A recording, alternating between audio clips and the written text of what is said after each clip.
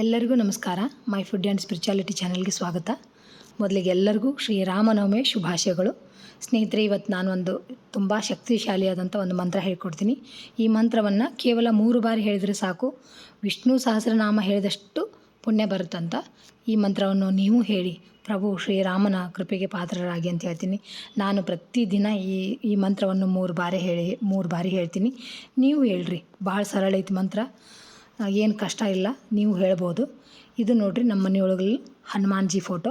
ಇದನ್ನು ಇವರು ಬ್ರಹ್ಮಚಾರಿ ಆಗಿರೋದ್ರಿಂದ ದೇವ್ರ ಮನೆಯೊಳಗಿಲ್ಲ, ದೇವ್ರ ಮನೆ ಹೊರಗೆ ಬಾಗಿಲಿಗೆ ಹಾಕೀನಿ.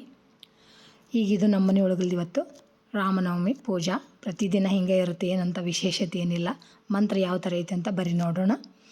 ಶ್ರೀರಾಮ ರಾಮ ರಾಮೇತಿ ರಮೇ ರಾಮೇ ಮನೋರಮೆ ಸಹಸ್ರನಾಮ ತತ್ತುಲ್ಯಂ ರಾಮನಾಮಾವರಾನನೆ. ಶ್ರೀರಾಮ ರಾಮ ರಾಮೇತಿ ರಮೇ ರಾಮೇ ಮನೋರಮೆ ಸಹಸ್ರನಾಮ ತತ್ತುಲ್ಯಂ ರಾಮನಾಮಾವರಾನನೆ. ಶ್ರೀರಾಮ ರಾಮ ರಾಮೇತಿ ರಮೇ ರಾಮೇ ಮನೋರಮೆ ಸಹಸ್ರನಾಮ ತತ್ತುಲ್ಯಂ ರಾಮನಾಮಾವರಾನನೆ. ಈ ಥರ ಎಷ್ಟು ಸರಳವಾದ ಮಂತ್ರ ಐತಿ.